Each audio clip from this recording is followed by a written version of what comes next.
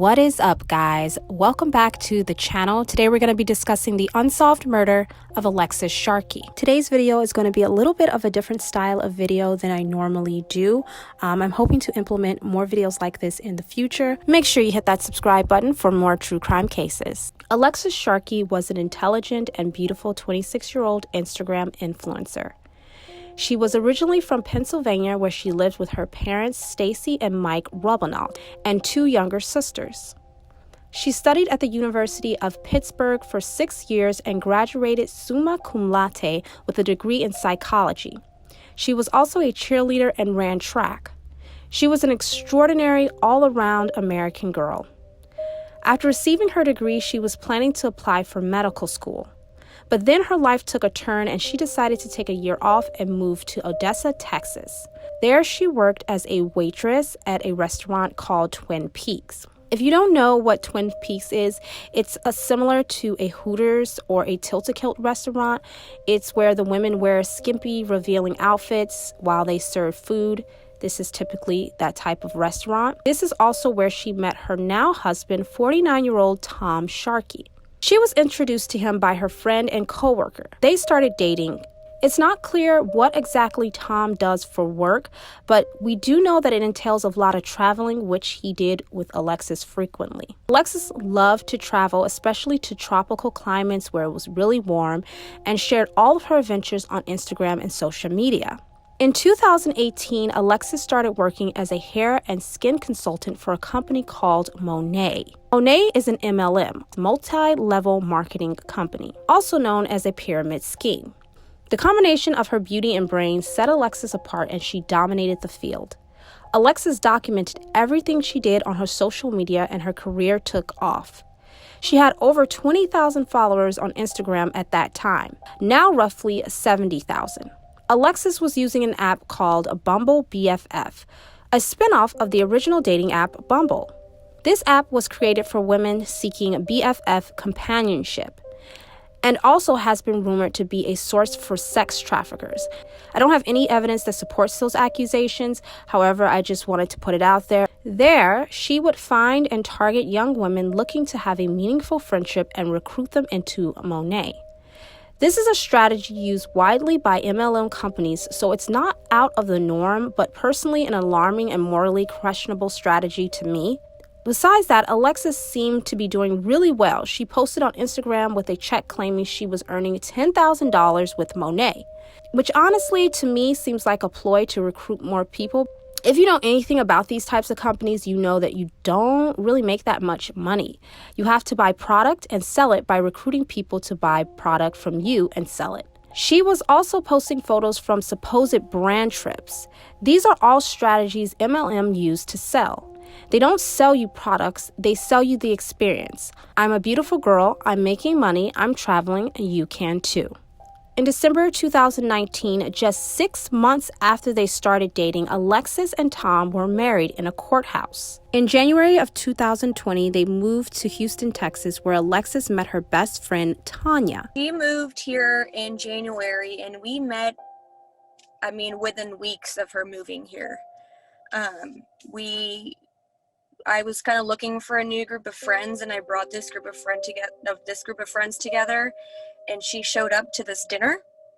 And since that day, she's just been part of our circle. Tanya also was into Muze and MLMs as well. They actually met on the same website on Bumble. We actually met on Bumble BFF. In the beginning of November, Alexis and some of her friends went on a trip. While on the trip, allegedly, she lost her composure at dinner and confided in her friend Lauren, claiming that she was afraid for her safety and that her husband Tom had been physically abusive with her. Here's what friends had to say in an article to the Daily Beast. I know they were going through some things, one friend, Kendra Martin, told the Daily Beast. She had mentioned being separated even though they were still living in the same apartment. I actually pulled her aside 2 weeks ago to let her know I'm here for her, and that I know something is going on because her demeanor had changed over the last month. Her and her husband were going through a divorce. The decision to end her marriage, the friend said, came after a girls' trip to Marfa, Texas last month. where Alexis claimed her husband had been putting hands on her. Throughout the trip, he was sending really awful, nasty messages to her, the friend said.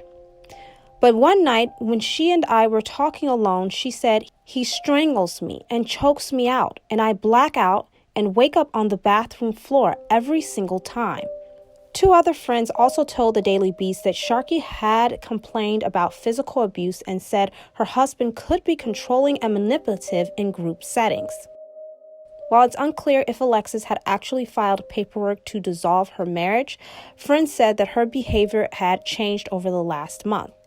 She wasn't posting on social media quite as much, and she always wanted to be around her friends all the time to avoid going home. On Wednesday, November 25th, the day before Thanksgiving, Alexis's mom said she spoke with her on the phone, making plans for Alexis to come visit this coming Christmas. They hadn't seen each other since last Christmas, 2019. A lot of people think that had to do with COVID. They didn't speak long as they both were in a rush, but did confirm that she would be coming for Christmas, just not sure on the date and the details. It is not clear whether Tom would be joining her on this trip or not. On November 26, Alexis spent Thanksgiving with her friend Tanya. She drove back home that night. According to Tanya, they were texting throughout the night and the following day, Friday the 27th. Friends say that Alexis was planning to go back to Tanya's place on Saturday the 28th for a girls' night. Friday night, on the 27th, around 11 p.m., Tom sends one of Alexis's friend's boyfriend a text message. That's when the boyfriend calls Tom.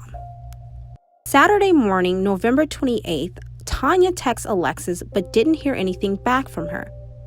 Tanya instantly became alarmed and contacted police. According to Tanya, she was alarmed because Alexis was very active on social media and always responded. There was rarely a time when she did not have her phone on her. Yet Alexis had gone completely silent. So she drove to the apartment of Alexis and knocked on the door, but no one answered. She claims to have gone back to her car where she waited outside of the apartment. While she waited, she started calling and messaging friends and family members of Alexis, trying to find out if anyone had heard anything from her. It's very unlike her to not follow through with plans. It's very unlike her to not reach out when someone texts her. Then called and called and called, and her phone was on and her messages were being sent, but not being read because she had her read receipts on. I called her mom. Because I was the one that I went to her apartment, knocked on her door, I did all that because I lived the closest. And so after a while I was contemplating, should I call her mom?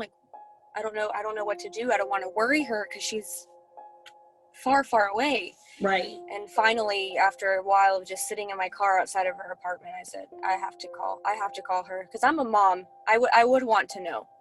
At this same time, apparently, Alexis' husband, Tom, was also contacting friends and family members looking for her. However, the two of them, Tom and Tanya, never reached out to one another. According to him, he had last seen Alexis on the night of November 27th. She was going out. He admits before she went out, they had gotten into an argument. He said she hopped over their patio fence and got into a car. Immediately following Alexis' disappearance, friends and family took to social media.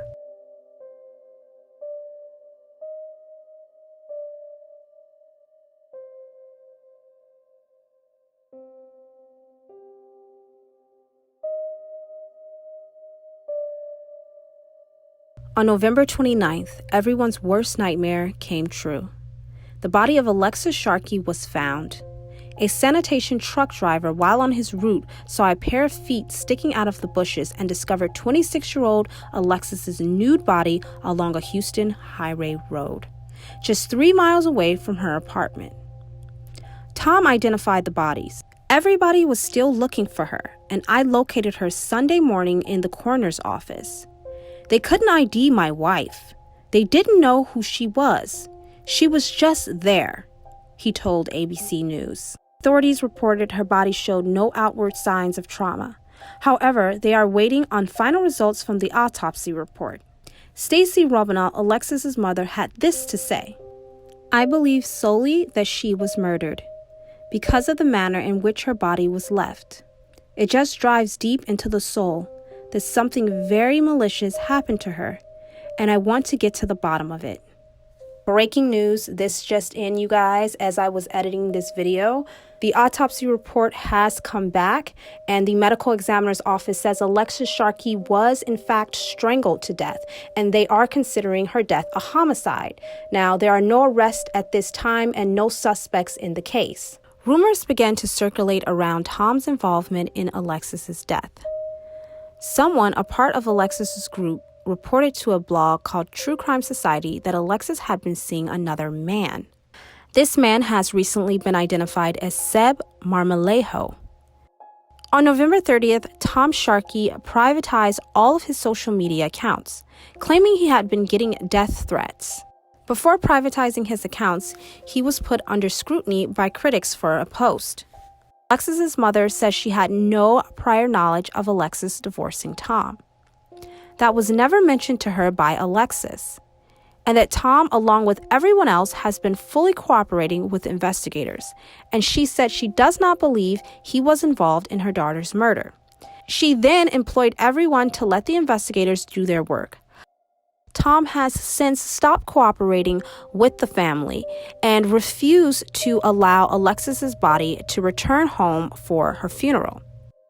According to Stacy, her husband, he would have primary custody of what determined what happened with her.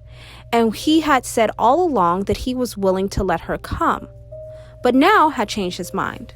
Stacy said, "I didn't think I was gonna get her, and I had actually given up hope when all of a sudden the forensics lab called me. Just was a very strange, I'd almost call it a fight to get her," she said. Tom denied all allegations of any abuse. He told ABC 13, "She understood me, I understood her. We didn't fight when she left. I just told her she couldn't drive under the influence." He also told ABC 13 that he and Alexis had a happy marriage, saying that they weren't filing for divorce. It is still an ongoing investigation, so authorities are being discreet with this case. Houston police say the best way to stay informed and up to date is by following their Twitter account. Any new information about the case will be posted there. What do you guys think about this case? Let me know in the comments down below. If you like videos like this, check out my last video. I will leave it linked on the screen right here. And I will see you guys next time.